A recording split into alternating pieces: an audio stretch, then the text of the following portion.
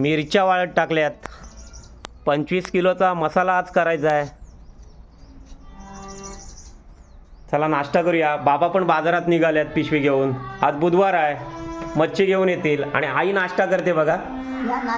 नाश्ता करायला बोलवते आई. मेथीचे पराठे आणि सॉस आई खाते बघा. आणि माझ्यासाठी पण आणलाय. हे बघा, मेथीचे पराठे, सॉस आणि चटणी.